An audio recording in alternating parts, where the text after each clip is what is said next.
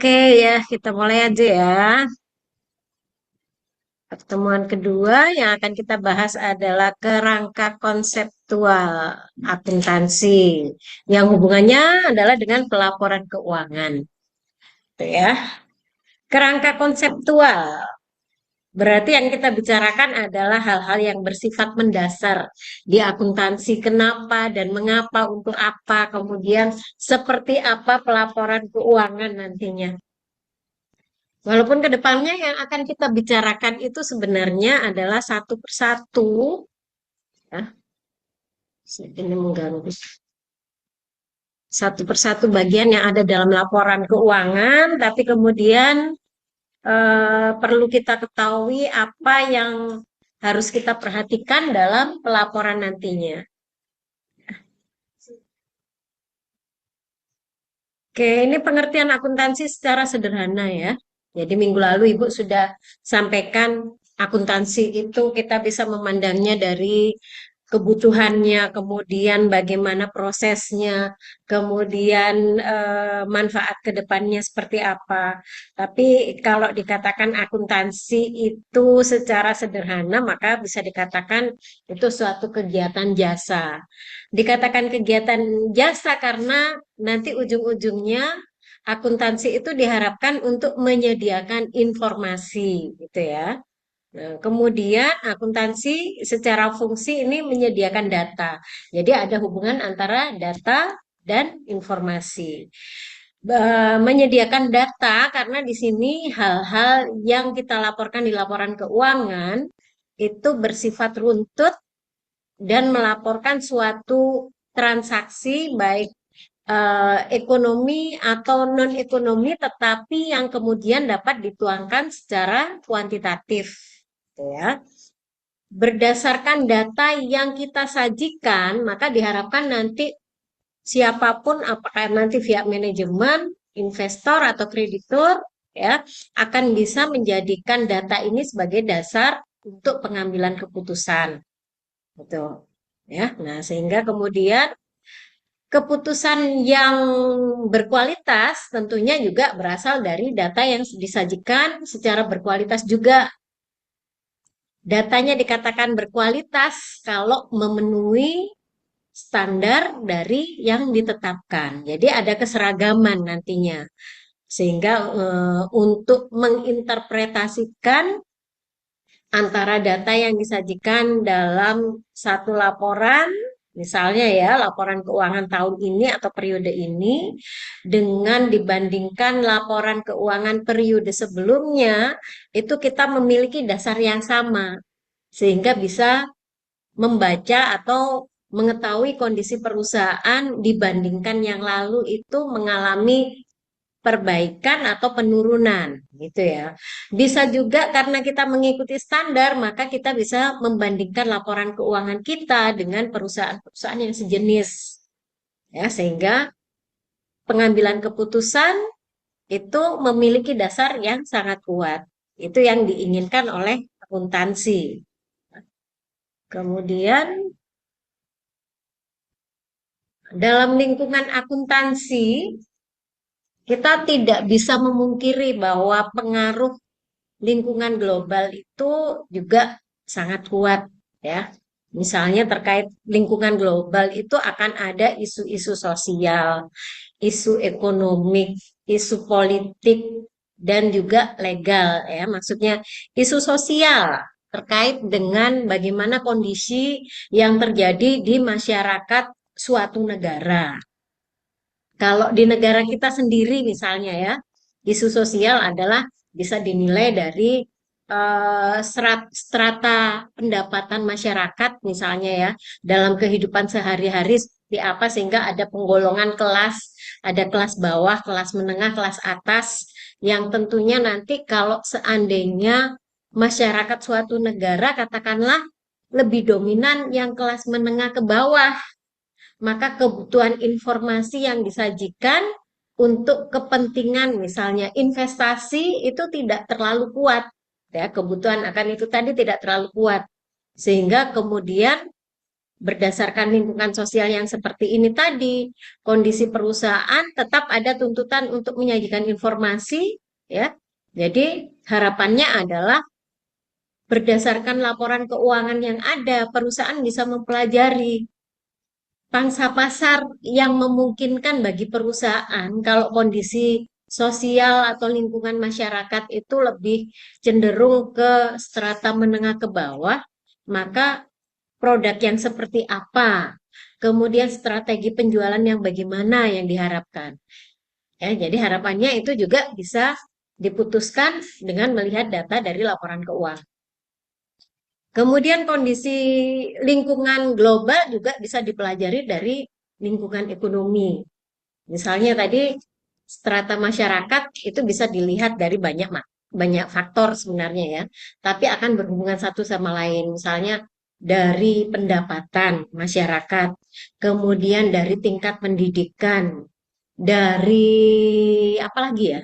Mungkin teman-teman punya pemikiran menilai lingkungan masyarakat kalau secara ekonomi mungkin dari pendapatan ya. Tapi dari sektor lainnya yang masuk sosial, misalnya ya sekolah, pendidikan ya, itu bisa masuk di faktor sosial. Jadi pemahaman masyarakat.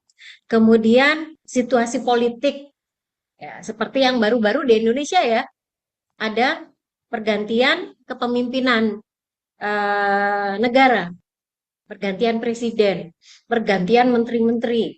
Sempat yang tingkat kepercayaan dari eh, internasional itu pada saat memasuki tahun di mana diadakan pemilu itu agak pesimis ya melihat fenomena yang terjadi.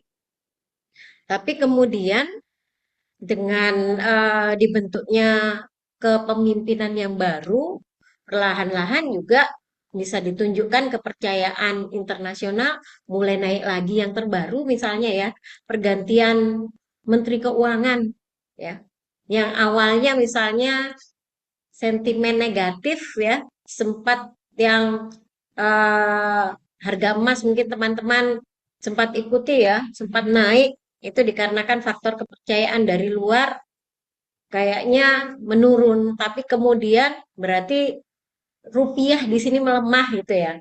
Nah, tapi kemudian dengan kebijakan Menteri Keuangan yang baru, nah, diharapkan kondisi perekonomian di Indonesia juga mulai membaik.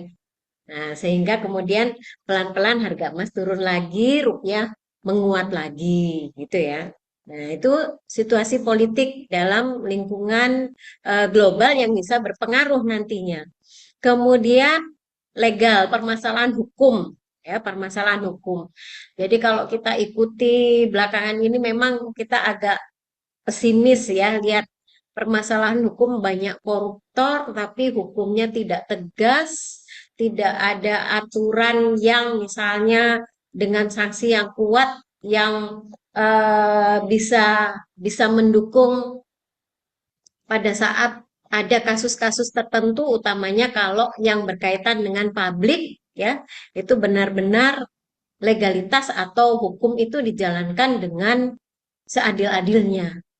Nah, jadi permasalahan lingkungan global seperti ini nanti akan berpengaruh juga dalam hal pelaksanaan akuntansi suatu negara. Contoh ya, kita sudah punya standar akuntansi.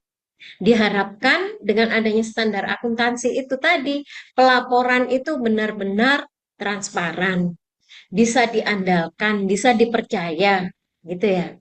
Nah, kalau perusahaan publik, perusahaan yang misalnya eh, dikelola benar-benar profesional, pakai misalnya pakai cara-cara atau pendekatan misalnya sesuai dengan bentuk badan usahanya perseroan terbatas, terus dia terbuka, kemudian saham-sahamnya dijual secara luas, go publik ke internasional, mungkin secara profesional, perusahaan ini akan memegang teguh aturan dari standar akuntansi yang berlaku. Tapi untuk misalnya hal-hal yang di luar perusahaan publik, katakanlah teman-teman mengenal ada yang namanya BUMN, ya, perusahaan milik negara gitu.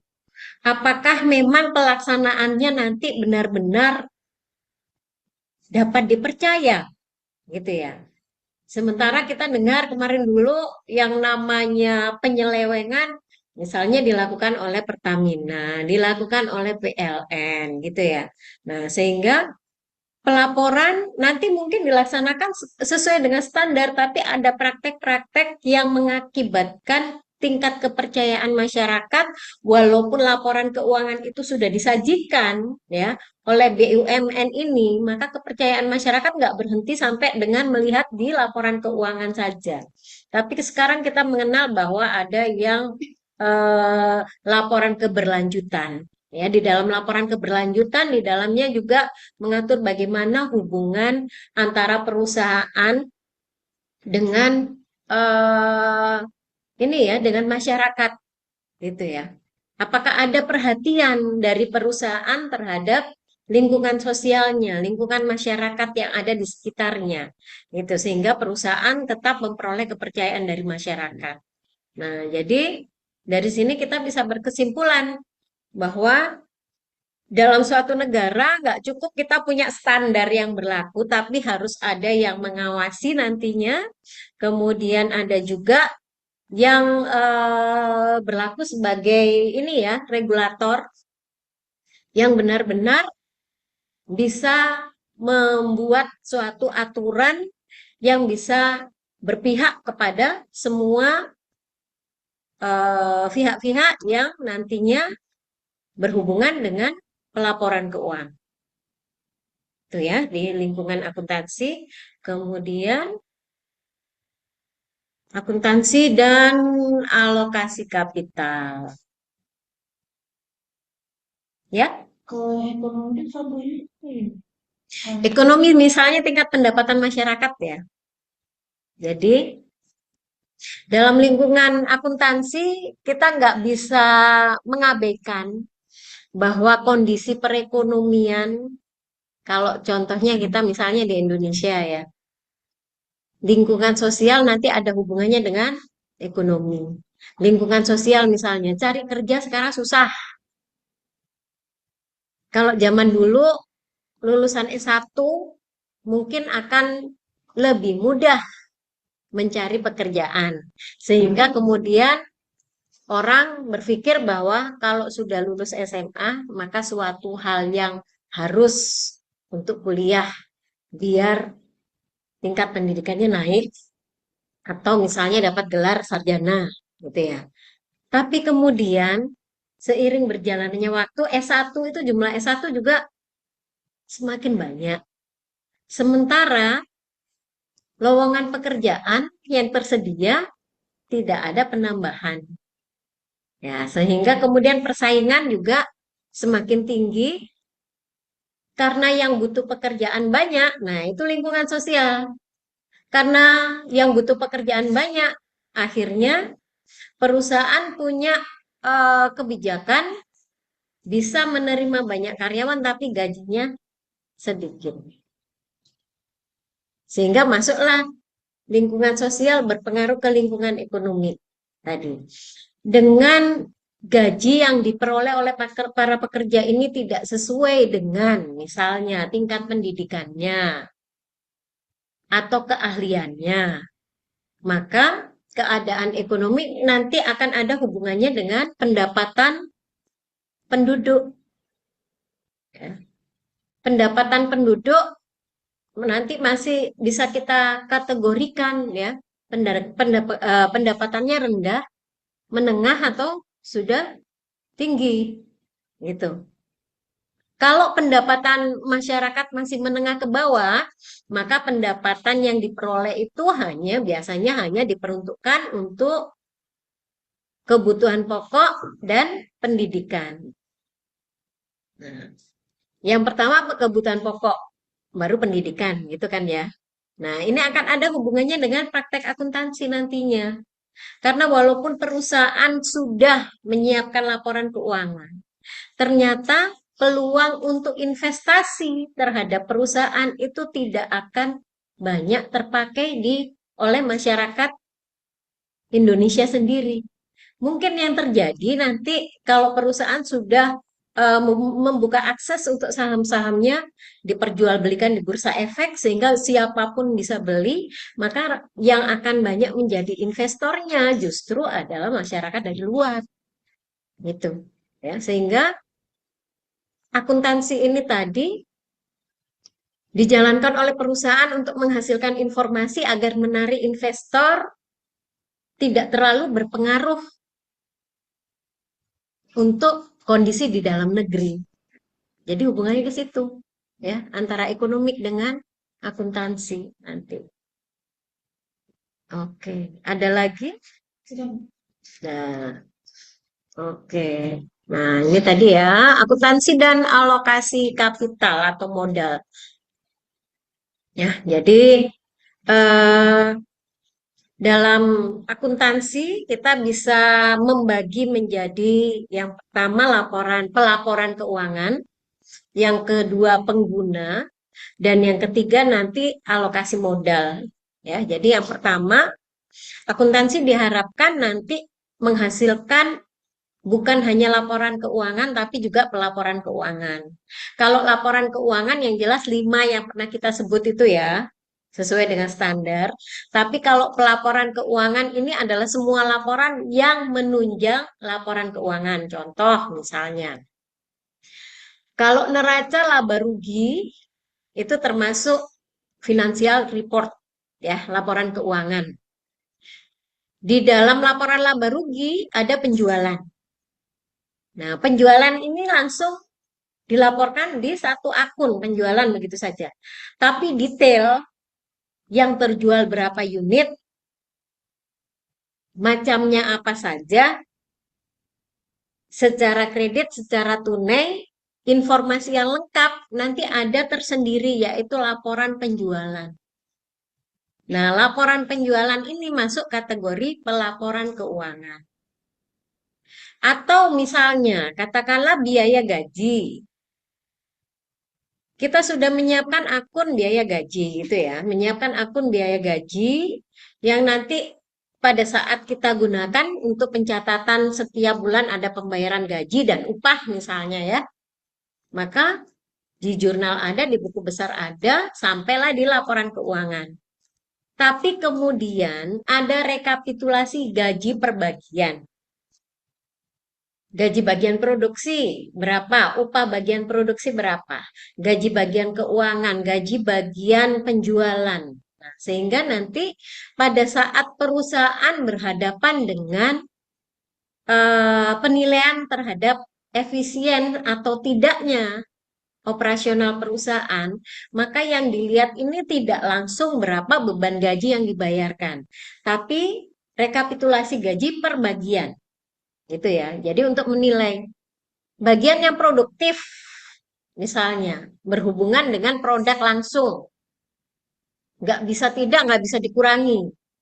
Kalau dikurangi, ya jumlah pekerjanya kurang, maka menghambat produktivitas perusahaan. Gajinya diturunkan, ada pemotongan gaji yang terjadi nanti buruhnya mogok, misalnya seperti itu ya, terkait dengan upah. Nah, sehingga untuk urusan efisiensi, kalau bersentuhan langsung dengan produk,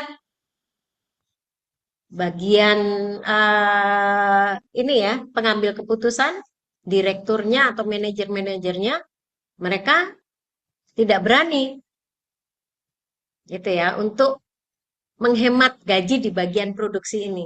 Tapi gaji di bagian lainnya, misalnya bagian pemasaran, ya, bagian pemasaran ini sekarang misalnya kita perhatikan trennya lebih banyak penjualan itu bisa dilakukan secara online.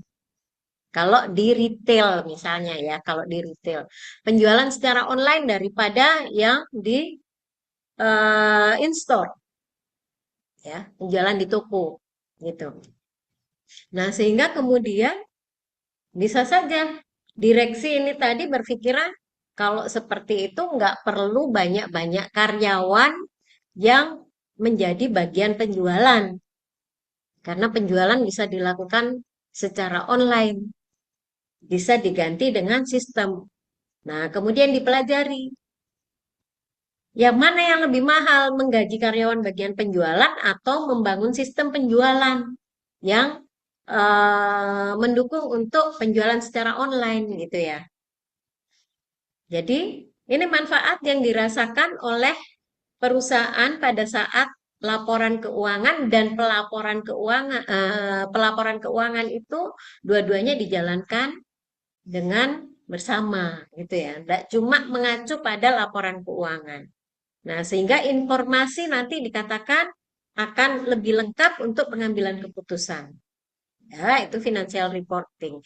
Kemudian usernya, pengguna di sini kita bisa kelompokkan dalam dua kelompok besar ya, ada investor dan ada kreditur. Pengguna apa? Pengguna laporan keuangan, gitu ya.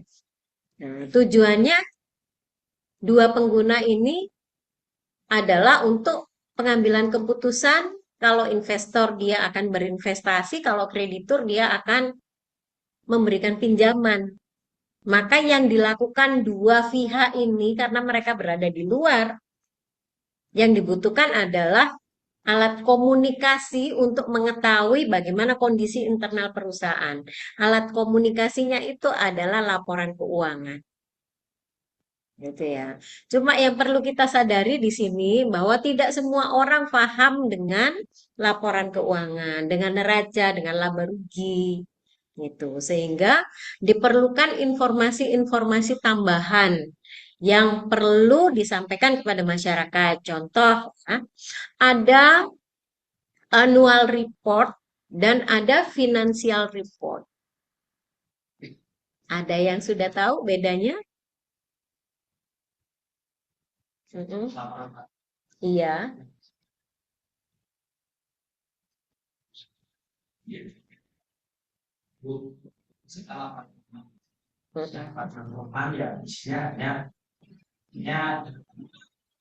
Oke, ya. Jadi, disinilah informasi dianggap bahwa harus saling melengkapi gitu.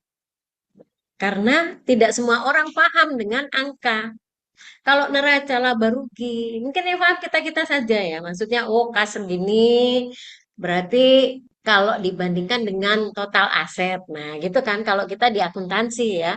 Nggak cuma sekedar dibaca kasnya sekian rupiah, piutangnya sekian rupiah, tapi kita lihat perbandingannya dengan total asetnya, dengan liabilitasnya, dengan modalnya. Itu kalau kita sudah mempelajari akuntansi. Tapi bagi yang belum pernah, maka mereka ingin tahu kebijakan-kebijakan perusahaan.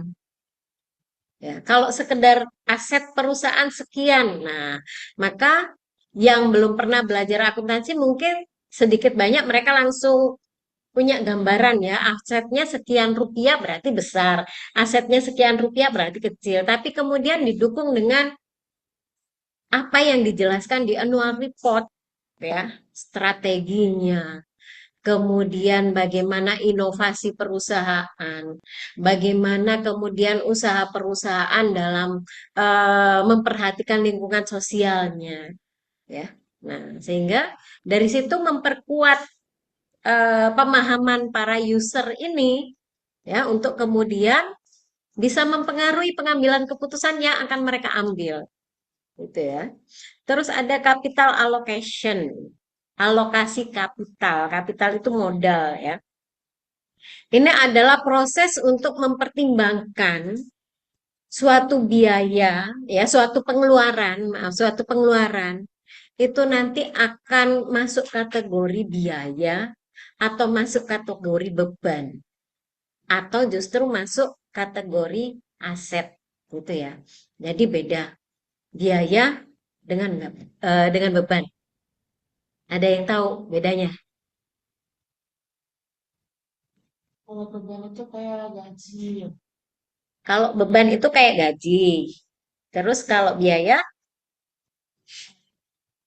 misalnya. peralatan-peralatannya. Itu beli peralatannya. Oke. Itu contoh transaksi yang ini dikategorikan beban, ini yang dikategorikan biaya. Kalau dari sudut kemanfaatannya gimana? Gimana? Kalau beban sudah dirasakan manfaatnya. Kalau biaya, oke, berarti manfaatnya lebih bisa dikatakan jangka panjang, gitu ya. Oke, konsep biaya dan beban. Kalau kita ambil contoh yang lebih mudah dipahami, misalnya ya, ada beban gaji, ada upah, ya, beban gaji dan beban upah. Beban gaji itu diperuntukkan untuk mereka yang tidak bersentuhan dengan produk, ya, manajer-manajernya, direkturnya, bagian keuangan, bagian penjualan itu nggak bersentuhan dengan pembuatan produk, sehingga gaji yang dikeluarkan untuk mereka ini tadi tidak boleh dibebankan ke produk, tapi akan mengurangi laba. Nah, yang seperti ini berarti kalau kita ingin menerima manfaatnya, ya, kita ingin menerima manfaat pekerjaan dari mereka, yang terjadi adalah pengeluaran secara berulang. Bulan September kemarin mereka kerja, kita bayar bulan Oktober awal. Kemudian kalau masih ingin merasakan manfaat, kita terbantu dengan bagian penjualan melayani pelanggan, ya nanti kita bersiap membayar lagi gajinya di bulan November, ya. Begitu tiap bulan. Tapi kalau misalnya kita beranggapan bahwa oh si A ini bagian penjualan, tapi dengan keberadaannya tidak ada manfaat yang dirasakan oleh perusahaan.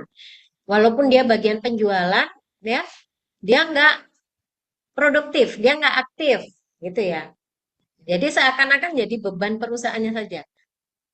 Maka kalau perusahaan memutuskan si A ini kalau begitu diberhentikan saja, maka secara kemanfaatan ya stop di situ. Terlepas si A ini produktif atau tidak produktif, begitu dia berhenti bekerja, perusahaan berarti tidak menerima manfaatnya dan juga tidak perlu melakukan pengeluaran uang, gitu ya. Nah, tapi kemudian ada buruh. Buruh ini kegiatannya adalah bersentuhan langsung dengan produk. Ya, misalnya kita punya pabrik roti, ada kokinya, gitu ya, ada kokinya. Kokinya ini imbalan jasanya kita sebut dengan upah. Kenapa? Karena kita akan membayar sesuai dengan berapa jumlah roti dia hasilkan dalam sehari. Itu misalnya ya. Beda dengan bagian penjualan tadi yang dibayar bulanan. Kalau misalnya di hari ini dia menghasilkan 10 roti, maka kita sudah punya tarif. Satu roti harganya, biaya upahnya misalnya 5.000. Jadi kalau dalam satu hari dia bikin 10, maka upahnya satu hari ini adalah 50.000. Gitu ya. Pada saat perusahaan membayarkan upah, maka kemudian ada kembalian yang diterima oleh perusahaan berupa produk ini tadi. Jadi bagaimana kalau misalnya koki ini berhenti, masih ada produk. Produknya ini tadi masih bisa dirasakan manfaatnya ke depannya oleh perusahaan apabila perusahaan setelah roti ini jadi, dia melakukan penjualan. Kemudian, uang yang dikeluarkan oleh perusahaan untuk bayar koki ini tadi, kira-kira kembali nggak ke perusahaan kalau dia menjual produk? Kembali. Karena yang menanggung biaya upah itu adalah pengguna akhir, konsumen. Ya, jadi perusahaan cuma mengorganisir kegiatan itu agar dia bisa menerima nilai tambah. Nilai tambahnya adalah berupa keuntungan atau laba. Nah, makanya biasanya kalau biaya upah, ya, itu masuk kategori biaya. Kalau gaji kita lebih alokasikan ke beban gaji. Gitu ya. Jadi di capital allocation di sini kita benar-benar memikirkan bagaimana alokasi yang tepat sesuai dengan kemanfaatan yang diterima oleh perusahaan dalam setiap pengeluaran uangnya. Oke, terus Ibu lanjut lagi. Tujuan laporan keuangan ya, jadi kerangka konseptual. Maka yang kita bicarakan memang teori ya, kita berteori.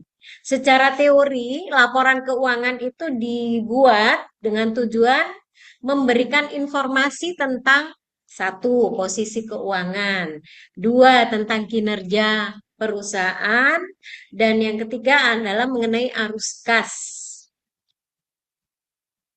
yang ada di perusahaan tersebut. Itu tujuan secara umum. Nah, kemudian informasi ini tadi diharapkan berguna bagi user-user tadi ya. Tujuannya selain menghasilkan informasi, ini juga merupakan bentuk pertanggungjawaban manajemen karena dipercaya mengelola sumber daya yang dimiliki oleh investor. Ya, itu tujuan laporan keuangan. Jadi kalau kita mempercayakan sejumlah uang kita kepada orang lain, wajar kalau seandainya kemudian kita meminta pertanggungjawabannya nggak cuma secara lisan, tapi ada data dan disajikan secara tertulis, gitu ya. Karena kalau datanya secara tertulis maka dianggap tidak mudah dirubah. Tapi kalau misalnya secara lisan saja, maka bisa berubah-ubah tergantung dari yang menyampaikan. Ya, tidak ada standar khusus. Tapi kalau dalam pertanggungjawabkan itu kita tuangkan secara tertulis, maka kita bisa mengadopsi standar-standar yang sudah ditentukan atau yang sudah ada.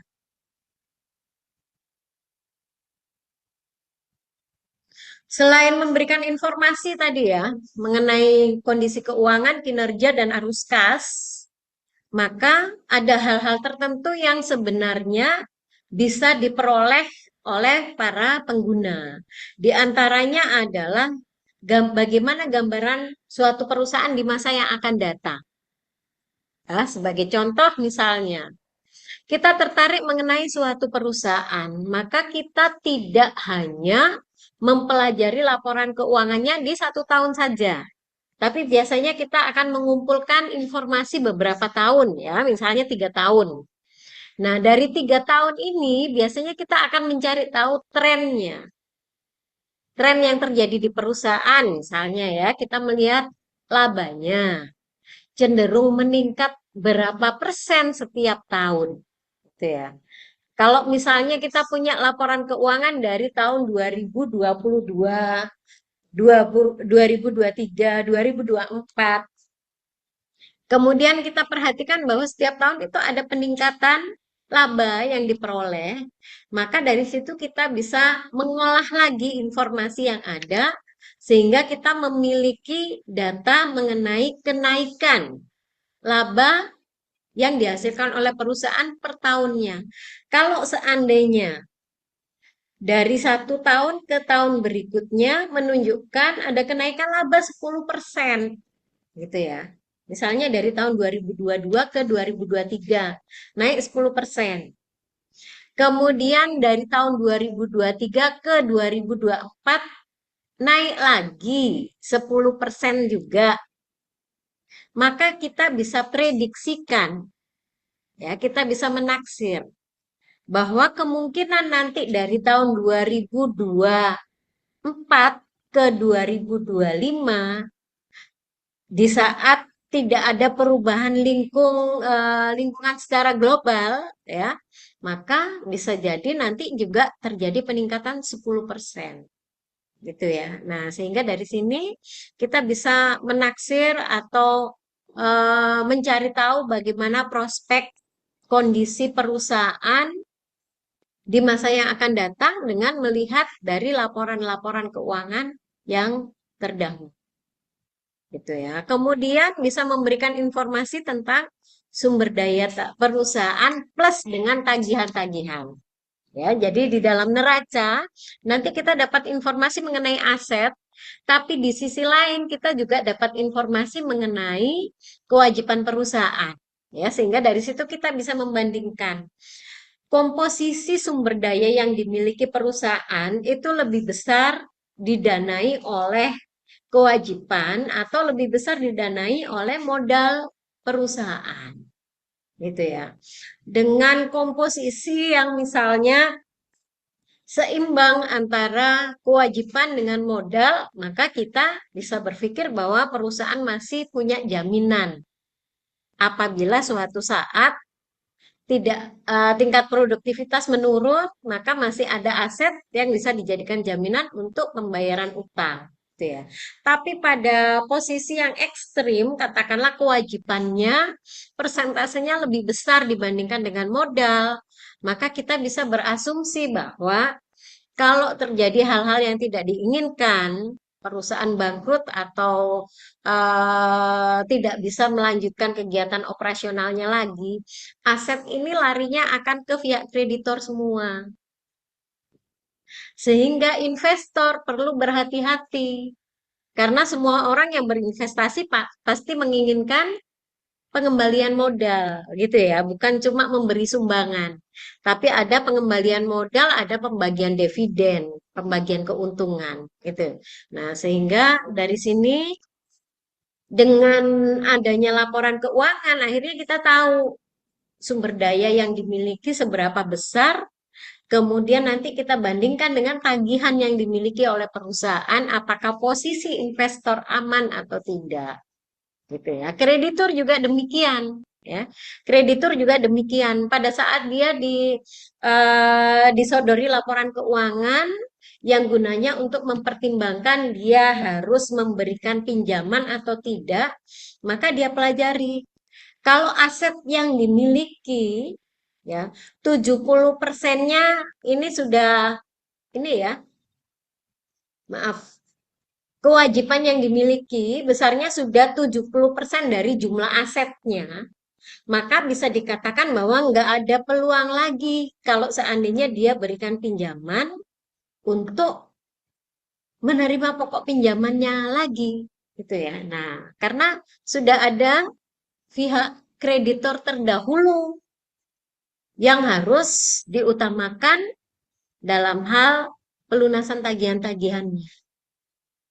Ya, jadi secara umum informasi yang kita sajikan dalam laporan keuangan itu mengundang informasi yang akan menjadi data ya bagi para investor dan kreditur untuk pengambilan keputusan, termasuk juga sebenarnya bagi direksinya ya, bagi jajaran manajemennya.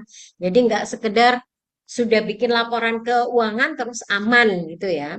Nah, untuk perusahaan dengan skala yang sudah perusahaan terbuka atau go public, ini merupakan laba bersih ya, laba bersih itu merupakan prestasi bagi jajaran manajemen, bagi jajaran dewan direksi gitu ya.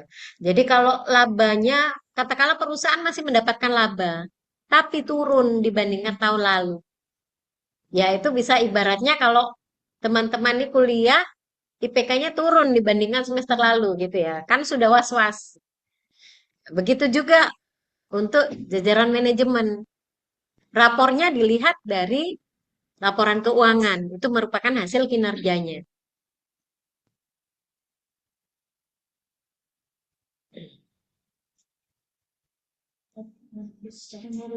Ya, gede banget ini tulisannya.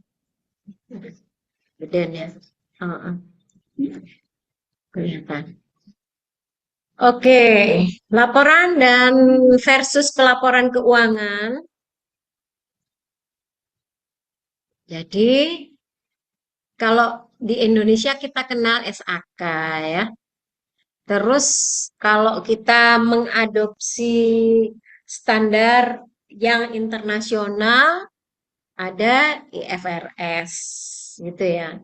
Nah, jadi dari SAK ini nanti juga akan dijabarkan bagaimana eh, penyusunan pelaporan yang memenuhi standar. Ya, jadi kalau dalam satu perusahaan itu punya aturan-aturan, ya, punya visi misi, kemudian ada ininya, ada standar operasional prosedur.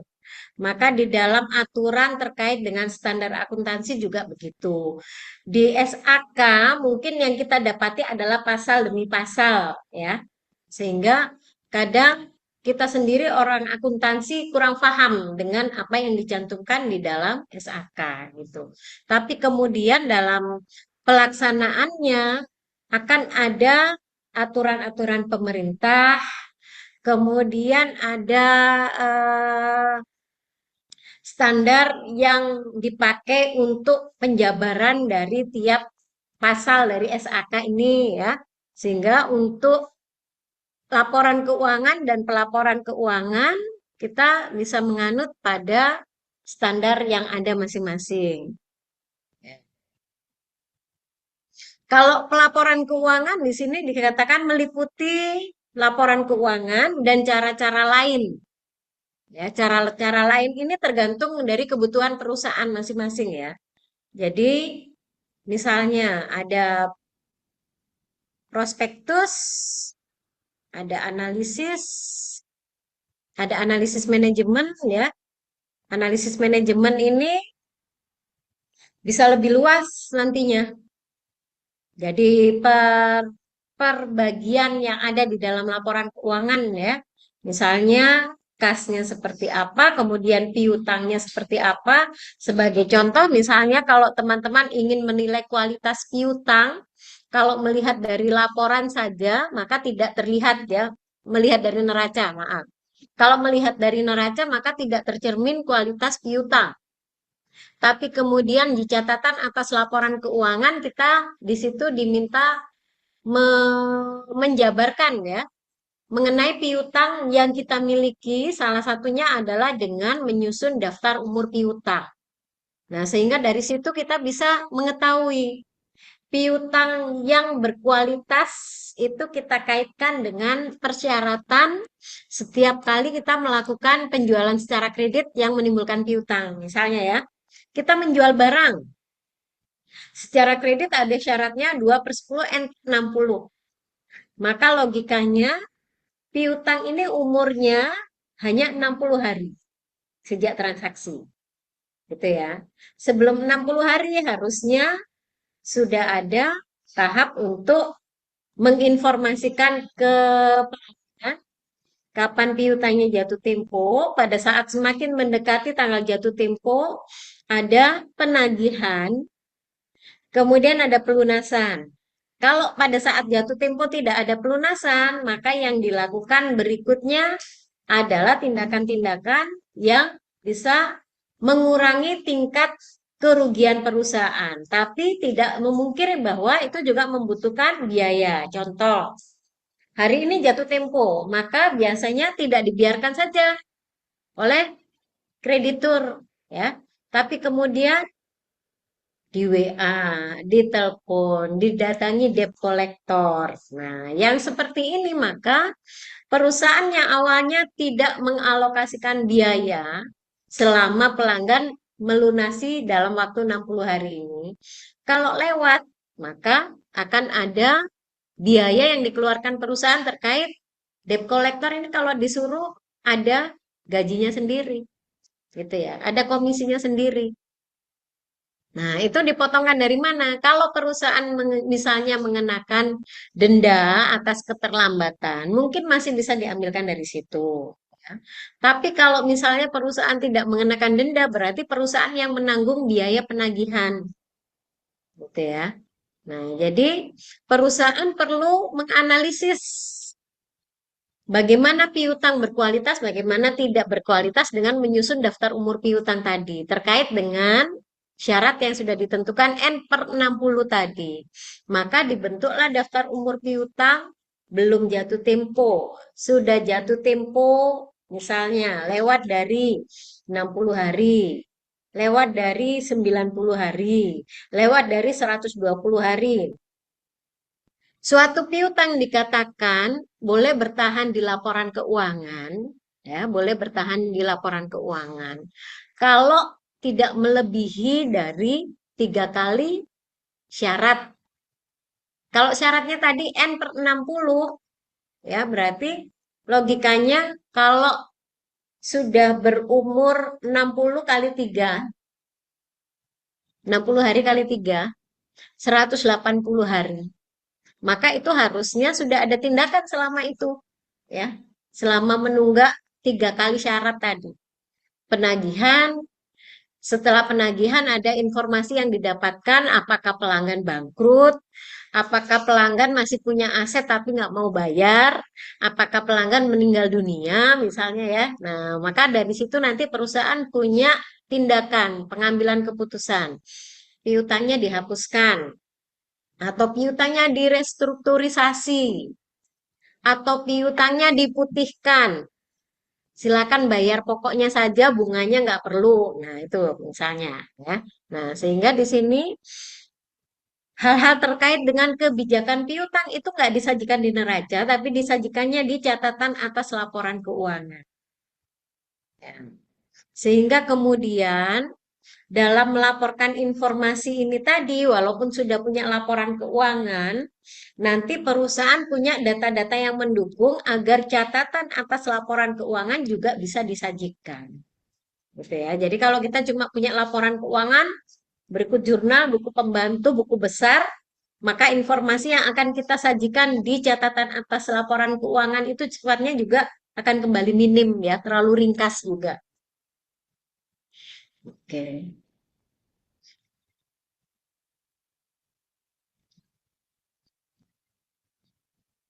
Kemudian untuk kerangka konseptual kita akan membagi menjadi 3 level ya.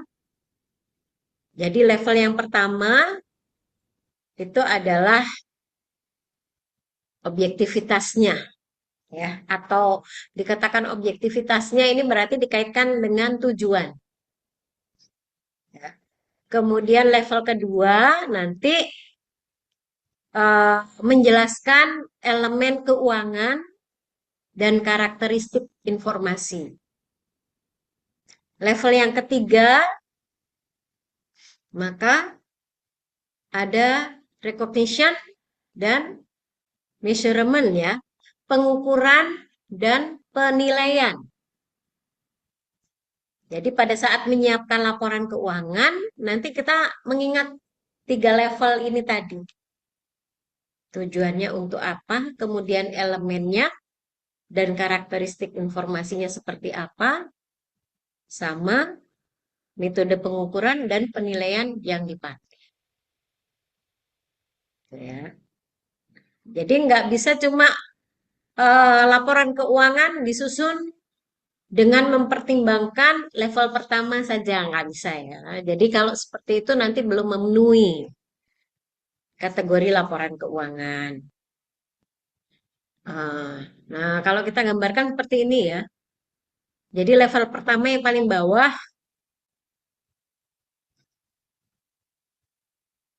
ya. Oh, oke, silakan. Boleh silakan kalau sambil ada yang mau bertanya atau mau berpendapat. Yang ketiga itu bilang Penilaian dan pengukuran, recognition dan and measurement.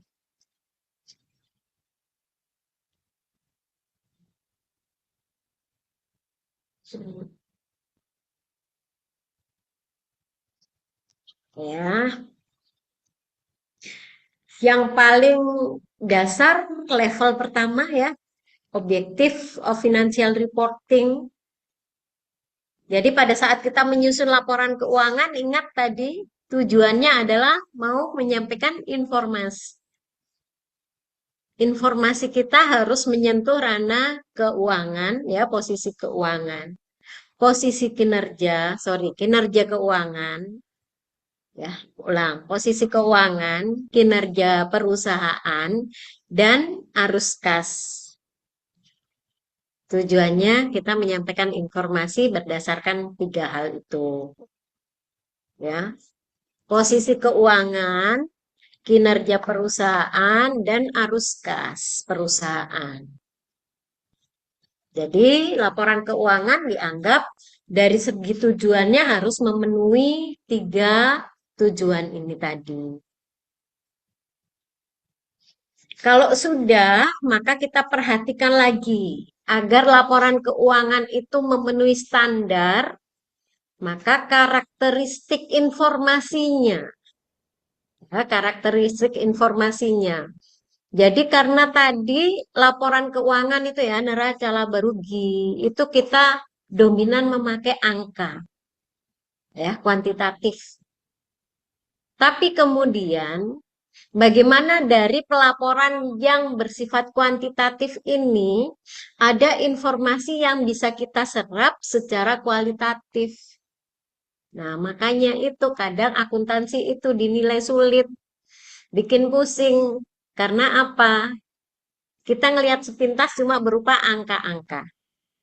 Kalau kita tidak tahu artinya, gitu ya. Contoh, bikin neraca yang penting kas, piutang, perlengkapan, persediaan, aktiva tetap, misalnya ya. Akumulasi penyusutan, terus ada kewajiban jangka pendek, kewajiban jangka panjang, modal, dah selesai misalnya. Tapi kemudian yang dimaksud kualitas informasi itu tadi nggak hanya berupa angka, tapi kemudian dari angka yang ada di kas misalnya ya, kita perbandingkan dengan total aset. Angka yang ada di persediaan kita bandingkan dengan total aset. Atau kita bandingkan dengan penjualan yang ada di laporan laba rugi. Nah, sehingga di situ akan menghasilkan informasi yang bersifat kualitatif. Ya. Untuk materialitas, antara satu perusahaan dengan perusahaan lain nggak sama ya. Jadi ada perusahaan skala kecil, menengah, besar. Materialitas di perusahaan kecil nggak bisa disamakan dengan materialitas di perusahaan menengah. Materialitas di perusahaan besar nggak bisa juga dibandingkan dengan materialitas di perusahaan menengah, gitu ya. Contoh misalnya, kalau kita lihat komposisi yang ada di aset, misalnya di suatu perusahaan kita dapati yang paling besar itu adalah aset tetap. Di perusahaan UMKM misalnya, dengan punya kalau dia UMKM sektor makanan minuman ya, misalnya dia bikin produk makanan, dia punya oven satu aja yang cukup besar, ya, maka itu sudah dianggap, oh, oven saya ini adalah aset yang paling berharga, yang paling bernilai tinggi di perusahaan UMKM saya. Berapa harganya? Harganya 15 juta. Nah, maka di perusahaan UMKM ini tadi, aset berupa oven ini sudah merupakan aset yang memiliki materialitas tinggi. Tapi saat kemudian ketemu dengan bukan UMKM lagi, ya, perusahaan menengah. Dia juga punya produk yang sama tapi skalanya sudah besar. Ya, skalanya sudah besar. Sehingga ovennya nggak cuma satu, tapi ada banyak sekali. Bahkan ada ruangan tersendiri yang bisa jadi oven gitu ya. Nah, maka kalau dikatakan bahwa perusahaan UMKM ini tadi dinilai oleh perusahaan menengah hanya punya satu oven nilainya 15 juta, maka bisa dikatakan, oh, belum material dia. Belum ada unsur materialitas di oven UMKM. Kenapa? Nilainya cuma 15 juta. Gitu. Di perusahaan menengah, ya, dia menghadapi kondisi bahwa peralatan yang dia pakai nggak cuma oven, tapi semuanya serba sudah pakai alat, ya, sehingga kemudian semua alatnya dikatakan bernilai tinggi, gitu ya. Nah, maka dia melaporkan sebagai peralatan. Itu sudah terdiri dari berbagai macam barang yang digunakan dalam kegiatan produksi. Kalau cuma satu saja oven dengan bernilai 15 juta tadi, di perusahaan besar ini cuma mungkin dia cuma bisa menganggarkan itu sebagai beban, bukan biaya perolehan, gitu ya. Nah, jadi dari sini kita bisa mengetahui informasi secara kualitatif, bukan dengan membandingkan dengan perusahaan yang lebih besar, ya. Contohnya adalah materialitas ini tadi. Materialitas ini tadi bisa dinilai berdasarkan komposisi kekayaan setiap perusahaan atau kita bisa menilai materialitas berdasarkan pada kondisi perusahaan yang sejenis. Perusahaan sejenis kita belum bisa beli oven harga 15 juta, kita sudah bisa beli oven 15 juta. Mereka masih pakai oven yang manual yang kecil-kecil, bukan oven listrik misalnya gitu ya. Nah, sehingga dalam hal ini penyajian informasi dengan melakukan perbandingan-perbandingan, akhirnya yang tadinya berupa hanya angka-angka, dengan kita bandingkan, maka akan menyajikan informasi yang bersifat kualitatif. Itu ya. Kemudian ada elemen dari laporan keuangan. Elemen of financial statement. Elemen financial statement di sini contohnya. Kalau kita melaporkan penjualan, kita adalah perusahaan dagang misalnya ya, perusahaan retail. Berarti kita pahami nggak boleh cuma melaporkan penjualan, tapi harus melaporkan juga harga pokok penjualannya. Gitu ya. Nah, kemudian kita melaporkan aktiva tetap. Berarti kita juga harus melaporkan akumulasi penyusutannya. Kenapa? Karakteristik aktiva tetap yang manfaatnya lebih dari 1 tahun, berarti setiap tahun akan mengalami penurunan nilai. Jangan hanya melaporkan harga perolehan, tapi laporkan juga penurunan nilainya. Itu di level kedua. Ya, jadi kita sudah memahami tujuan pelaporan, kemudian mengupayakan agar informasi itu tersampaikan bukan hanya secara kuantitatif tapi kualitatif. Kemudian hal-hal yang berkaitan antara satu akun dengan akun lain yang kita anggap sebagai elemen dari pelaporan nggak boleh ditinggalkan, gitu ya. Kemudian di level 3 ini adalah mempertanyakan bagaimana kita mengimplementasikan kerangka konseptual. Karena sudah mulai ada keadaan-keadaan yang dihadapkan pada perusahaan sehingga perusahaan harus memilih metode misalnya ya. Jadi ada prinsip, ada asumsi, ada kendala, constraints ya. Jadi prinsip misalnya awalnya perusahaan ini didirikan dengan cara-cara yang sederhana, sehingga setiap kali ada transaksi dipastikan saat itu juga ada aliran uang. Kalau nggak uang masuk ya uang keluar, ya sehingga prinsip yang dipakai karena transaksinya semuanya secara tunai, maka bisa pakai cash basis. Ya. Nah, kemudian perusahaan ini mulai berkembang, ya, mulai berkembang. Sehingga kemudian perusahaan ini butuh bukan hanya informasi mengenai uang masuk, uang keluar, tapi apa kewajiban perusahaan, apa hak perusahaan. Gitu ya, ada hak dan kewajiban.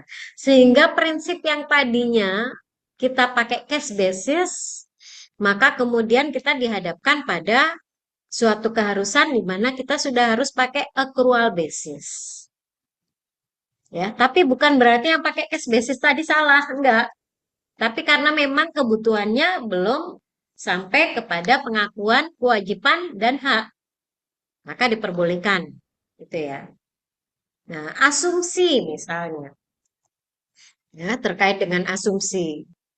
Pada kondisi-kondisi tertentu, perusahaan punya pilihan Contoh misalnya, tadi sudah berkembang ya perusahaannya sehingga kemudian perusahaan dihadapkan pada keharusan untuk mengukur berapa besarnya persediaan.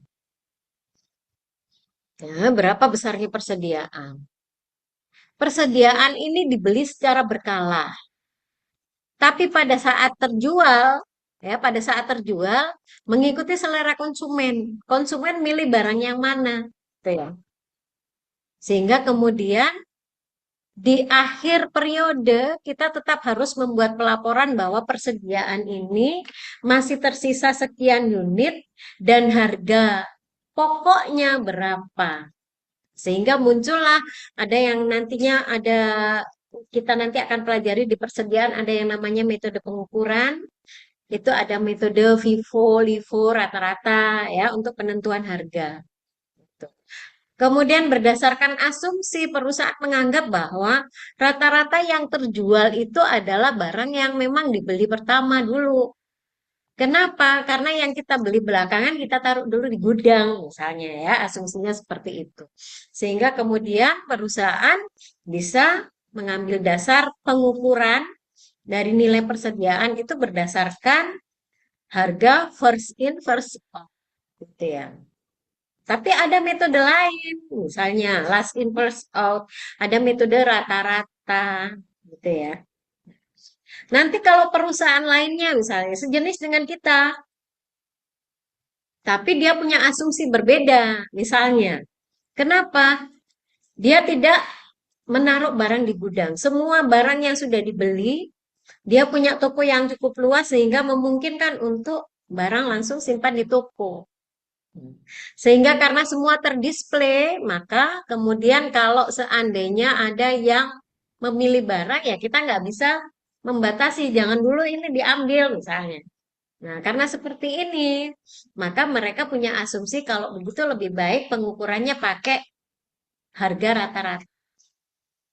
Ya, jadi itu berdasarkan asumsi. Terus yang ketiga tadi, dari pengakuan dan pengukuran akan ada constraints atau kendala yang kemungkinan dihadapi oleh perusahaan. Contoh ya, kita tadi mau membuat pelaporan yang sudah sesuai dengan tujuan pelaporan, kemudian memperhatikan elemen, memperhatikan karakteristik kualitatif dengan penerapan prinsip dasar dan asumsi yang kita miliki. Tapi ada kendala, contohnya misalnya perusahaan punya beberapa gudang pada lokasi yang berbeda. Ya. Punya gudang di lokasi yang berbeda-beda, tetapi tidak punya sistem informasi yang memadai untuk pelaporan secara real time. Nah, akibatnya apa? Pelaporan dengan menggunakan ya mulai dari pencatatan dengan metode perpetual sulit dilakukan. Oke, kalau teman-teman belum pemahamannya belum sampai ke metode perpetual apa kita sekedar menyampaikan ya. Nanti kita bahas itu semua metodenya. Nah, gitu ada metode perpetual. Di metode perpetual itu aliran barang langsung dimasukkan dalam pencatatan ya. Barang masuk, barang keluar. Tuh. Tetapi ternyata kita punya gudang yang berbeda-beda antara satu gudang dengan gudang lainnya menangani konsumen yang berbeda, gitu ya. Nah, sehingga karena tidak ada data real time, tidak bisa pakai metode perpetual yang bisa dilakukan misalnya pakai metode fisik. Sehingga nanti dalam pelaporannya kita diharuskan untuk hitung barang dulu secara fisik, laporan dari gudang A, laporan dari gudang B, laporan dari gudang C, baru kita bisa menyajikan pelaporan itu secara keseluruhan di persediaan, gitu ya. Kondisi atau lokasi gudang ini juga menentukan. Kalau gudang perusahaan masih berada di jangkauan yang dekat saja, kemungkinan keterbatasan pelaporan tidak ada. Tapi kalau misalnya posisi gudang itu berjauhan dengan faktor lingkungan yang berbeda-beda, maka bisa saja mengakibatkan kendala bahwa informasi yang harusnya disampaikan tidak tepat waktu, sehingga kemudian dalam penyajian akan ada nilai persediaan yang terlambat dilaporkan, gitu ya. Sehingga ada pelaporan persediaan lebih kecil dari seharusnya, maka nanti akan berakibat ujungnya adalah pada nilai ini ya, laba bersih yang dilaporkan juga akan lebih besar dari yang seharusnya. Jadi itu yang perlu dipahami dalam kerangka konseptual ya.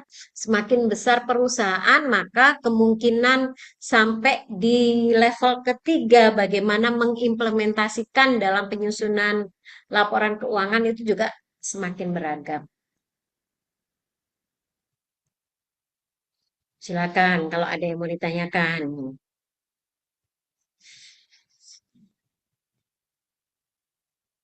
Boleh silakan. Iya, boleh silakan. Yang Mm-mm. Oke. kalau yang Mm-mm. Mm-mm.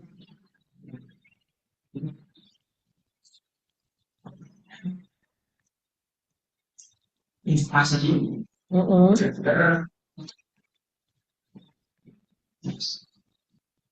Mm-mm. nilainya Mm-mm. yang muncul dari nilai dari selesai tahun itu dan satunya dulu Mm-mm. adalah Ya. untuk yang bulan itu biasanya yang 2S pertama sudah Mm-mm. walaupun dalam fund ini harus bisa diprediksi nantinya Mm-mm. harus diprediksi depannya yang pertama itu yang namanya materi masih Mm-mm. selain itu di yang itu translation Mm-mm. di mana ini beli pinjam Mm-mm. kemudian Mm-mm. Oke. aman ketika Mm-mm. kemudian dari dua si misalnya kan Mm-mm. Iya.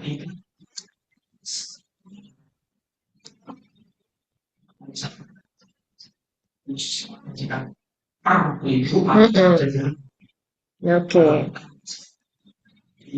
periode maka jadi yang namanya understanding ini Iya. Oke, jadi karakteristik kualitatif itu sangat luas ya. Jadi beda dengan kuantitatif. Kalau kuantitatif itu misalnya ya, satu tambah satu sama dengan dua. Itu kuantitatif. Sudah nggak perlu dijelaskan gitu ya. Dua tambah dua sama dengan empat. Sudah jawabannya itu nggak perlu dijelaskan. Tapi kualitatif itu bisa dinilai dari banyak sudut pandang. Misalnya, tadi yang sudah disebutkan ya, satu saja, terkait keandalan laporan keuangan. Suatu laporan keuangan bisa diandalkan untuk pengambilan keputusan kalau tepat waktu, ya kan? Nah, jadi ini tadi kualitatif, gitu. Kalau nggak tepat waktu, nggak andal lagi. Sehingga tidak ada gunanya penyajian angka-angka ini tadi. Tapi pada saat tepat waktu, katakanlah, di tiap laporan keuangan, misalnya kita ambil periode yang berakhir pada 31 Desember 2024, misalnya gitu ya. Kalau laporan keuangan ini bisa disajikan secepatnya setelah 31 Desember 2024, maka pengambilan keputusan itu masih bisa dikatakan tepat. Ya, kenapa? Berdasarkan pada keadaan yang belum banyak berubah. Nah, itu secara kualitatifnya. Angka-angka yang disajikan di dalamnya ini kuantitatif. Tapi kemudian untuk dijadikan pengambilan keputusan, kita melihat pada informasi ini kapan datangnya kepada kita. Ya. Kalau datanya adalah 1 Juni 2025, berarti sudah tidak andal. Di sini informasi kualitatifnya adalah ini adalah laporan yang sudah kadaluarsa untuk pengambilan keputusan. Kenapa? Dalam keadaan waktu yang sudah berjalan 6 bulan, sudah banyak perubahan. Kalau kita ngambil keputusan berdasarkan apa yang tertera di sini dikatakan berakhir di 31 Desember 2024, maka bisa jadi keputusan kita sudah tidak sesuai dengan keadaan yang kita alami. Gitu ya. Nah, sehingga kemudian ya benar itu tadi. Di antara karakteristik kualitatif itu kita mempertimbangkan banyak faktor, banyak macam. Ya, jadi yang disampaikan tadi nggak ada yang salah, benar. Ya, kayaknya ada di mana ya, Nah, ini ya karakteristik kualitatif tadi dibahas ada understandability. Pengguna memperoleh pemahaman yang maksimal dari laporan keuangan yang disajikan tepat waktu. Gitu ya. Pemahaman yang maksimal di sini apabila apa yang disajikan di laporan keuangan itu belum mengalami perubahan yang signifikan. Belum ada perubahan yang sangat besar. Contoh ya, kita laporkan misalnya di neraca ada kas di tanggal 31 Desember 2024 sebesar 100 juta. Kalau kita berada di 1 Januari, 2 Januari, 3 Januari, kemungkinan jumlah kas ini belum banyak berubah. Tapi katakanlah 1 minggu kemudian, kita bisa jadi sudah berhadapan pada tagihannya perusahaan dalam 1 minggu itu sudah banyak. Dari kas 100 juta bisa jadi sudah tinggal 60 juta. Gitu ya. Sehingga di sini diharapkan bahwa kalau kita menerima laporan keuangan, bandingkan dengan banyak hal, banyak sudut pandang. Jangan hanya yang tertera di dalam laporan. Tapi kapan kita menerimanya? Penggunanya punya pemahaman. Ya, penggunanya punya pemahaman bahwa oh ini laporan tanggal sekian, sekarang tanggal sekian. Berarti ini cuma sifatnya cuma data saja, nggak bisa saya jadikan pengambilan keputusan, gitu. Ya. Terus ada hal yang bersifat mendasar tadi ya, relevan untuk pengambilan keputusan. Relevan itu artinya apa yang tersaji di dalam laporan keuangan itu belum banyak perbedaan, ya masih relevan, gitu. Reliability berarti ada hubungannya dengan keadaan yang sesungguhnya, gitu ya.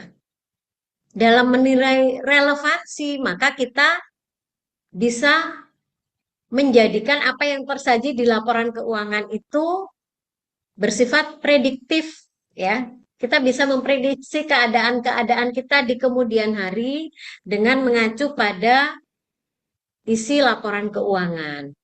Baik kita pelajarnya dari laporan keuangan saat ini ditambah dengan informasi dari laporan keuangan sebelumnya. Kemudian ada feedback value. Ada nilai yang bisa kita jadikan acuan untuk mengambil keputusan di depan seperti apa kalau ada angka seperti ini.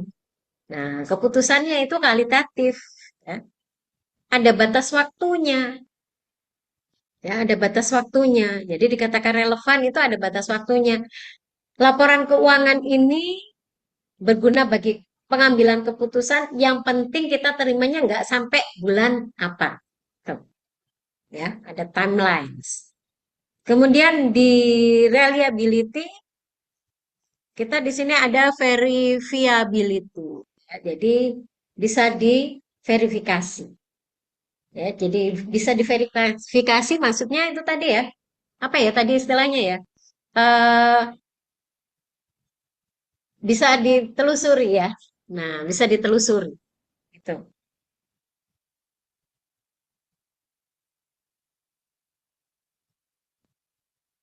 Merepresentasikan ke ketransparanan, kejujuran. Ya, jadi apa adanya. Bagaimana kondisi yang terjadi di perusahaan itu yang disajikan. Ya, jadi transparan. Kemudian netral, bersifat netral. Jadi laporan keuangan nggak boleh berpihak. Ya. Penyusunan laporan keuangan. Makanya ada standar tadi, mau diikuti. Karena harus menganut prinsip netral ini tadi.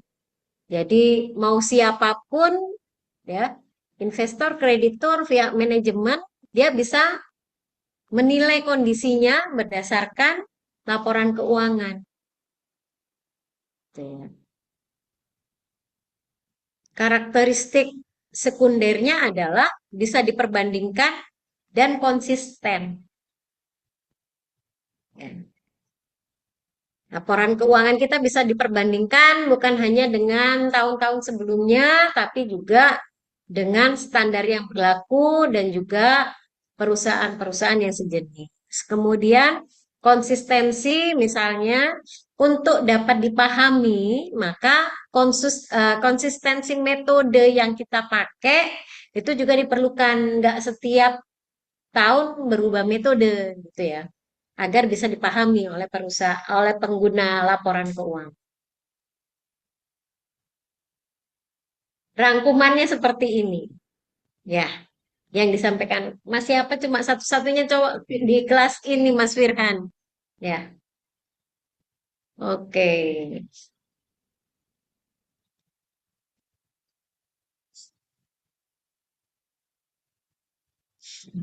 eh ini penjelasan lebih panjangnya tadi ya, dari bagian tadi skema ini tadi. Boleh teman-teman baca nanti. Hmm, Hmm. Oke. Sama tadi kan Ibu sempat menjelaskan tentang, enggak menjelaskan, sempat menginformasikan bahwa materialitas perusahaan besar itu tidak bisa dibandingkan dengan materialitas perusahaan kecil dan menengah Mm-mm. atau sebaliknya. Nah, mengapa materialitas itu bergantung pada ukuran dan sifat barangnya? Apakah materialitas bergantung pada situasi yang relevan dan sifat atau misalnya atau informasi tersebut itu harus cukup besar sehingga dapat mempengaruhi pengambilan keputusan. Oke, jadi materialitas itu hubungannya adalah dengan keberpengaruhan. Jadi gini ya, jangan perusahaan, kita pribadi, tiap orang ini punya skala yang berbeda-beda. Kalau misalnya terkait dengan contoh saja ya, eh, mata kuliah, akuntansi, tingkat pemahaman teman-teman kan beda. Walaupun misalnya kita kuliah sama-sama di sini, di ruangan ini. Tadi sama-sama masuk dari sesuai jam perkuliahan, nanti pulangnya juga sama-sama juga. Tapi tingkat pemahaman yang diperoleh orang berbeda-beda. Atau misalnya, teman-teman punya latar belakang ekonomi yang nggak bisa disamakan semua. Ya, nggak bisa disamakan. Ada perbedaan, apakah perbedaannya kecil atau perbedaannya besar. Yang jelas, diri Anda pribadi mungkin kalau seandainya kasih seragam, masuk di Asia, dikasih HP semua satu-satu, dengan merek yang sama dan tipe yang sama, maka punya persepsi yang berbeda-beda pasti. Ada yang berpersepsi bahwa, aduh, ngapain HP di seperti itu buat saya, ya kan? Tapi ada juga yang punya persepsi, senang sekali dapat HP ini. Kenapa? Lebih baik yang dari yang dimiliki. Nah, itu materialitas, gitu ya. Seseorang beranggapan bahwa HP yang dikasih sama Asia itu sangat berpengaruh, sangat bernilai tinggi, sangat bermanfaat. Tapi di sisi lain, ada yang beranggapan sebaliknya. Kenapa? Karena yang dibandingkan adalah dengan kondisinya masing-masing. Begitu juga perusahaan, ya. Perusahaan skala menengah, skala kecil, skala besar punya materialitas yang berbeda. Contoh, pengeluaran uang, membeli bahan, ya, untuk pembelian bahan baku, atau untuk membeli persediaan, atau untuk membeli perlengkapan, sebesar 10 juta. Kalau pengeluaran itu terjadi di UMKM, maka UMKM sudah berpandangan bahwa pengeluaran itu material. Hati-hati, ini transaksi yang cukup besar, gitu. Maka dianggap material. Penuh tanggung jawab karena merasa ini adalah transaksi besar. Buktinya nggak berani kalau hilang. Ya, bukti transaksinya maksudnya. Bukti transaksinya dijaga baik-baik, nggak berani menghilangkan. Begitu diterima langsung dicatat, diarsipkan dengan baik-baik. Dipastikan itu nanti sampai di laporan keuangan nggak akan ketinggalan. Gitu ya. Tapi perusahaan yang skalanya cukup besar, bisa saja pengeluaran 10 juta itu kecil. Gitu ya. Sehingga nggak perlu pakai cek, pakai kas perusahaan aja. Tuh. Nah, tidak dianggap material. Kenapa? Setiap pengeluaran yang dilakukan oleh perusahaan besar ini ya rata-rata skalanya misalnya adalah main puluhan juta. Nah, jadi tingkat materialitas setiap perusahaan ini berbeda. Perusahaan UMKM nggak bisa dibandingkan dengan perusahaan besar. Karena kalau dibandingkan dengan perusahaan besar, maka semua transaksi yang dilakukan UMKM ini nanti bisa jadi kalau dia masuk kategori beban, semuanya masuk beban lain-lain. Gitu. Ya. Nah, bagi perusahaan besar apa konsep beban lain-lain? Beban lain-lain itu konsepnya silakan pilih dua. Satu, itu pengeluaran yang tidak terlalu besar. Yang kedua, pengeluaran tersebut tidak rutin. Gitu ya, sesekali saja dalam 1 tahun.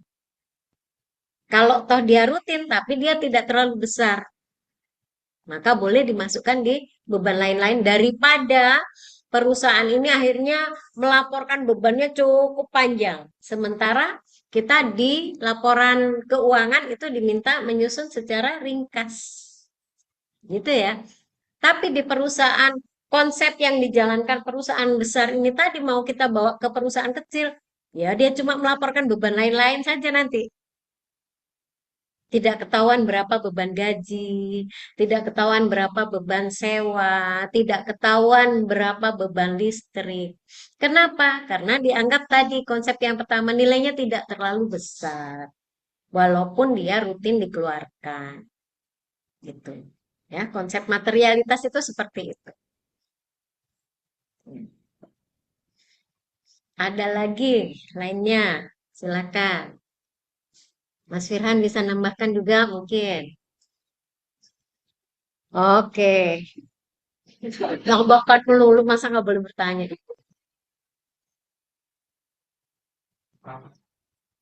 Mm-mm. Mm-mm. Iya.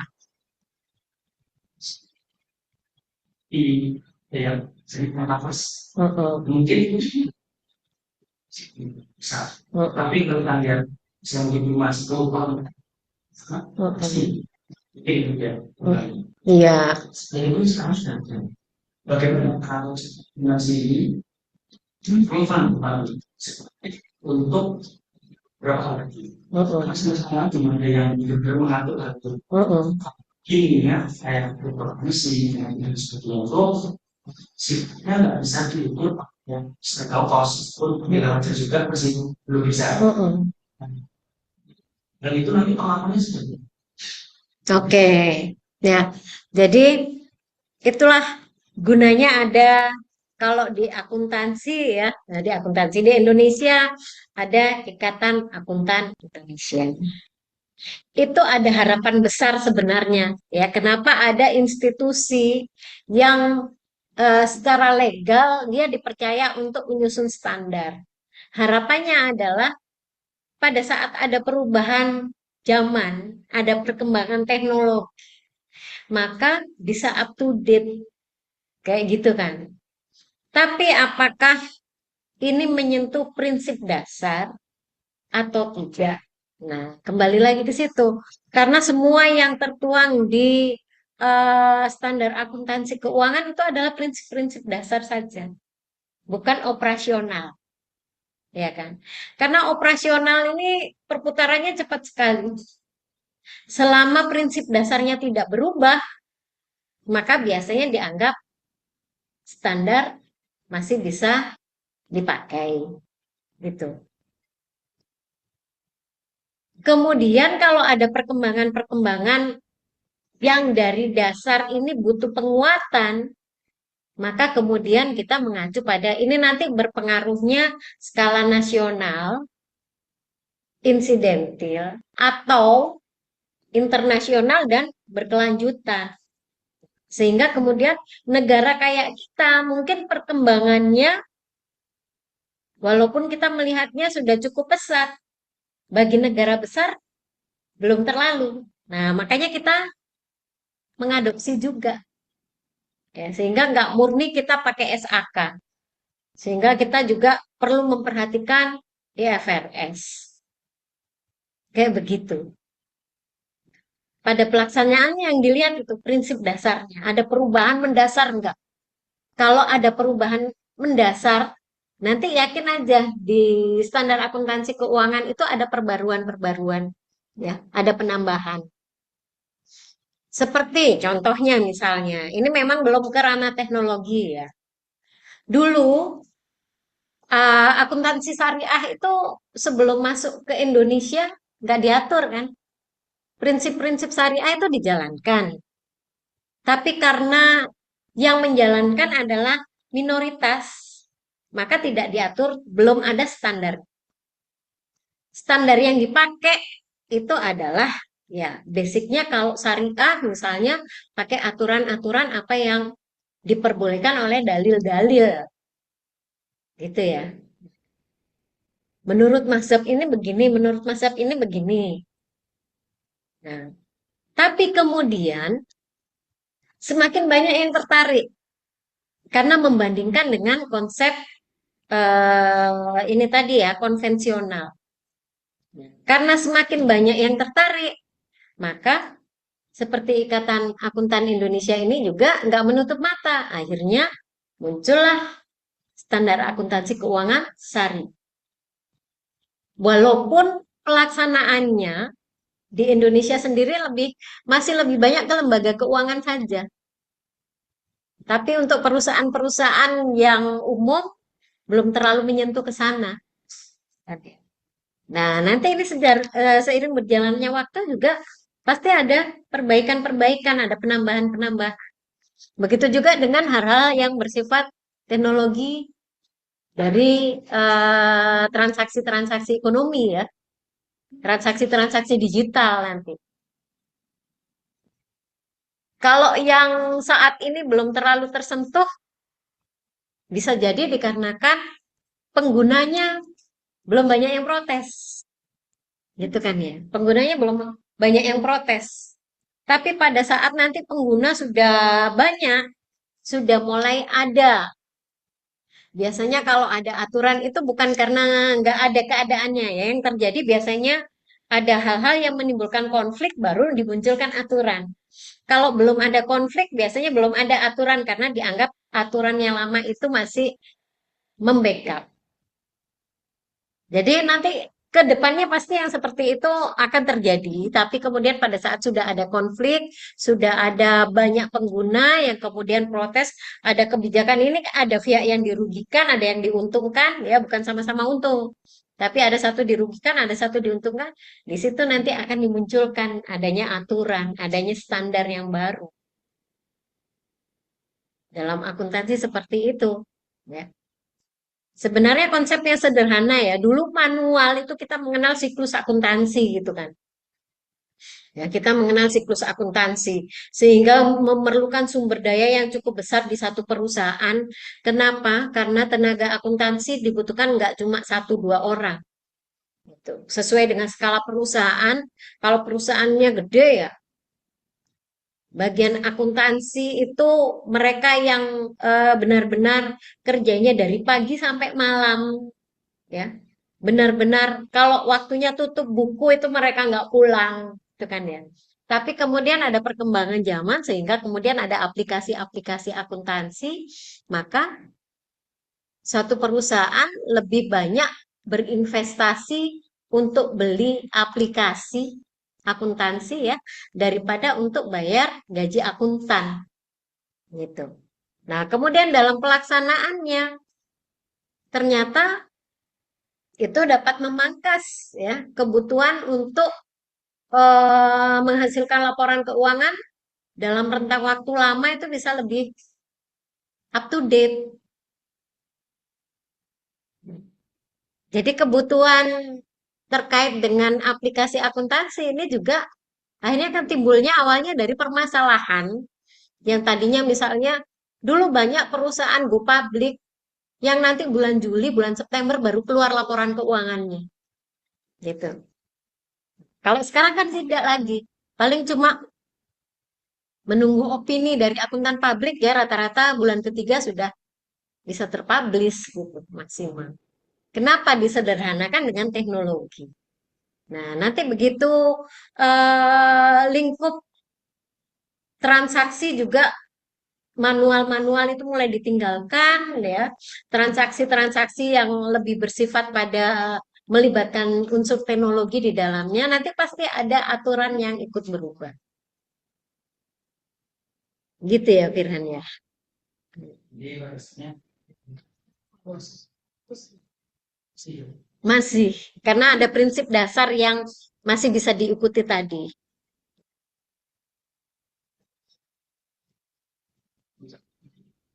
Iya, rata-rata seperti itu.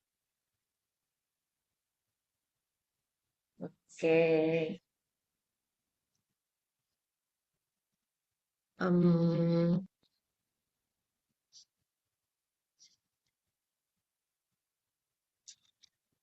Ibu share dulu yang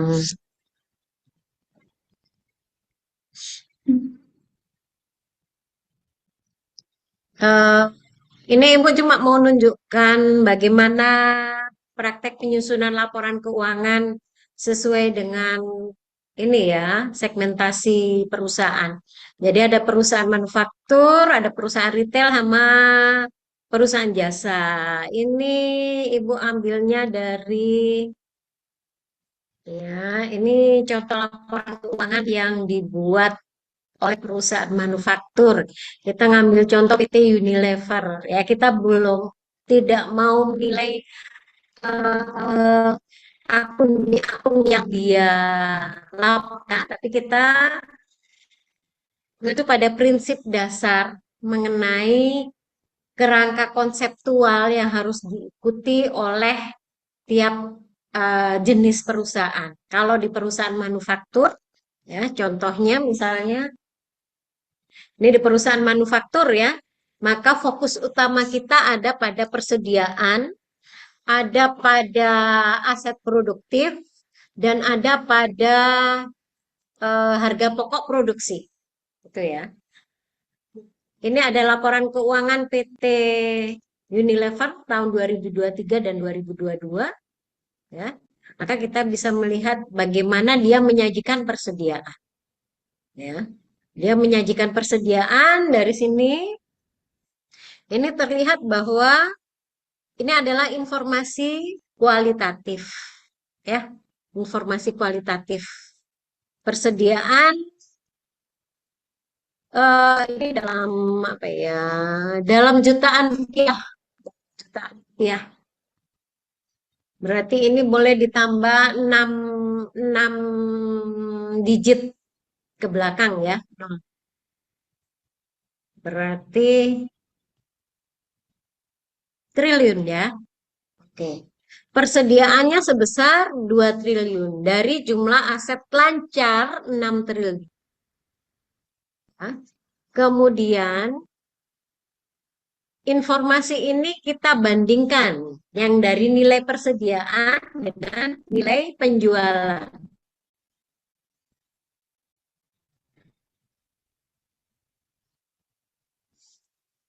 Penjualan bersihnya 38 miliar. Atau gini saja ya, biar kita nggak ribet dengan ini dalam apa ya. Ini kita abaikan saja jutaan rupiahnya ya. Kita anggap ini 38 juta penjualan bersih. Terus HPP-nya adalah 19 juta. Kemudian kalau dikaitkan dengan persediaannya tadi,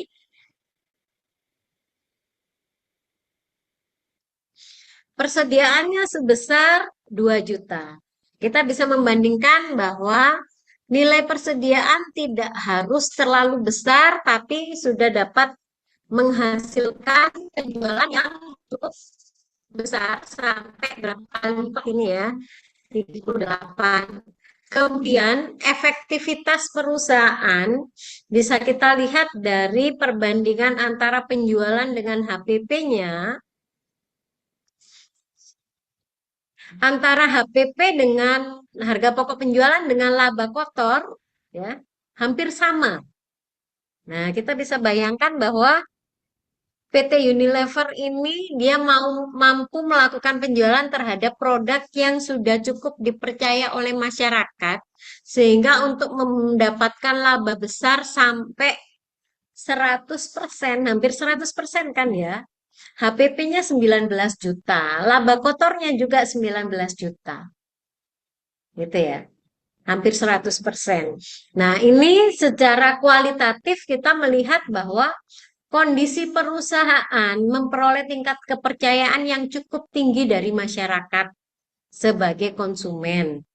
Kemudian kalau dari sisi investor dan kreditur, maka kita bisa melihat investor dengan melihat bahwa tingkat laba kotor yang dihasilkan ini tadi nanti sebanding enggak dengan laba bersih. Laba bersih yang diperoleh di sini sebesar 4.800.000 dari laba kotor sebesar 19 juta. Dari 19 ke 4 juta. Maka untuk alokasi terhadap beban ini perusahaan sudah menanggung sekitar 15 juta sendiri. Ya. Sehingga labanya tinggal 4 juta. Maka bisa dikatakan bahwa jumlah laba yang dihasilkan ini masih kurang efektif kalau melihat besarnya laba kotor yang diperoleh. Gitu ya. Kemudian kalau membandingkannya dengan tahun lalu, laba tahun lalu ternyata lebih tinggi dibandingkan laba tahun ini. Ya. Maka kita bisa menilai bahwa tren perusahaan mengalami penurunan. Kalau seandainya kita bandingkan lagi dengan tahun-tahun sebelumnya, kita bisa melihat apakah memang setiap tahun trennya mengalami penurunan. Kalau setiap tahun mengalami tren penurunan, berarti PT Unilever ini bisa dipastikan secara manajemen tidak bagus. Gitu. Kenapa? Karena harapannya perusahaan itu bertumbuh ya. Apalagi kalau kita perhatikan nilai uang semakin tahun akan semakin turun. Maka harusnya pendapatan itu sebisa mungkin tiap tahunnya naik, bukan turun. Kalau terjadi yang semacam ini setiap tahun turun, maka pertanyaan besar apabila dalam rapat pemegang saham tidak mempermasalahkan kepemimpinan dari jajaran direksi yang berlaku saat itu. Kok tidak bisa mengangkat perusahaan lagi sehingga memperoleh kenaikan laba? Walaupun misalnya kalau kita bandingkan dengan perusahaan manufaktur lainnya, katakanlah laba sebesar 4.800.000 ini sudah di atas rata-rata, gitu ya. Jadi kita secara kuantitatif melihat ini cukup besar. Ya, secara kuantitatif kita melihat laba yang dihasilkan oleh PT Unilever ini cukup besar misalnya. Tapi kemudian secara kualitatif, karena melihat adanya penurunan, berarti apa sih kebijakan apa sih, strategi apa sih yang diterapkan oleh perusahaan? Apakah strateginya dari waktu ke waktu sama? Sehingga kemudian tidak bisa membawa perusahaan untuk naik lagi posisinya dibandingkan dengan tahun sebelum. Contohnya seperti itu. Ya, jadi dalam laporan keuangan tak hanya benda yang ada di sini ya. Jadi pada saat kita ingin mengetahui kondisi perusahaan termasuk juga di dalamnya, misalnya karena ini adalah perusahaan manufaktur, kita juga perlu melihat ke dalam aset yang dimiliki. Ini aset yang terbesar, ya, aset tetap yang terbesar dilaporkan di sini ya, aset tetap sebesar 9 juta. Apakah alokasi terhadap aset tetap ini tadi dikatakan sudah cukup bijaksana atau tidak? Kalau punya aktiva tetap sebesar 9 juta, kemudian di sini dia mampu menghasilkan penjualan sebesar 38 juta. Ya. Jadi asetnya 9 juta, aset tetapnya 9 juta, dia mampu menghasilkan penjualan sebesar 38 juta. Kalau kita bandingkan dengan diri kita sendiri, maka kita nggak punya ukuran. Tapi kita cari perusahaan yang setara dengan Unilever. Gitu ya. Dari aset tetapnya 9 juta dibagi penjualan bersih, 9 juta tadi aset ya. 9 juta dibagi penjualan bersih itu berapa persen? Nanti di perusahaan lain kita juga membandingkan penjualannya, sorry, aset tetapnya dengan penjualannya berapa persen. Kalau Unilever misalnya, katakanlah persentasenya masih lebih tinggi dari perusahaan lain, maka bisa dikatakan bahwa walaupun perusahaan mengalami penurunan laba, tetapi masih lebih eh, bijaksana dalam memanfaatkan aset tetapnya untuk dapat mendukung penjualan sesuai dengan yang diharapkan. Ya, jadi pemahaman-pemahaman seperti ini yang kita lakukan nggak bisa terlepas dari satu persatu angka, tapi kita harus membandingkan semuanya sehingga informasi itu bisa disajikan nantinya bukan cuma secara kuantitatif tapi kualitatif. Jadi yang membedakan sekarang antara memakai jasa akuntan dengan tidak memakai jasa akuntan adalah pada penyajian informasinya, bukan dalam menghasilkan informasi yang berupa laporan keuangan. Tapi setelah jadi laporan keuangan, maka apa yang dapat Anda ungkapkan dari laporan keuangan itulah di situ yang masih belum tergantikan dengan aplikasi. Ya, karena kita membandingkan dengan banyak pihak, perusahaan sejenis, rata-rata industri, dan kebijakan strategi yang dibuat oleh perusahaan. Seperti itu ya. Jadi teman-teman boleh cari tahu dari contoh perusahaan-perusahaan yang ada di Bursa Efek, lebih gampang cari laporan keuangannya. Atau misalnya teman-teman punya eh, katakanlah akses untuk mengetahui informasi mengenai laporan keuangan walaupun perusahaan tersebut belum go public ya, misalnya karena masih dimiliki oleh sudah bentuknya PT Bu tapi dimiliki oleh perorangan. Nah, ada juga yang seperti itu kan ya. Nah, siapa tahu teman-teman di tempat kerjanya punya akses melihat laporan keuangannya sehingga bisa mengetahui kondisi dari informasi kuantitatif seperti apa, kualitatif seperti apa. Kalau misalkan kita sebagai investor Nilainya besar. Misalkan kalau misalkan nilai level itu dia menurun sebenarnya kan Mm-mm. dibanding. Sedangkan kalau misalkan yang A nih ya, perusahaan A itu dia presentasinya naik tapi dalam jumlah apa uang penghasilannya itu lebih besar Unilever. Itu sebagai investor lebih milih ikut ke Unilever atau perusahaan A yang dia presentasinya semakin tahu semakin naik, tapi memang belum sebesar Unilever. Unilever. Oke, jadi untuk menjadi investor yang perlu kita perhatikan adalah bagaimana prediksi ke depan. Karena kita baru mau jadi baru mau melakukan investasi ya, baru calon investor. Kondisi yang berlaku kemarin-kemarin itu adalah sebagai bahan penilaian. Sehingga kemudian dari situ kita ingin tahu trennya. Kalau perusahaan yang misalnya levelnya di bawah Unilever, tapi secara tren dia mampu menunjukkan kenaikan, maka prospeknya lebih besar daripada misalnya di Unilever. Tapi kemudian kita bandingkan lagi dengan berapa persen imbalan buat kita dalam bentuk dividen.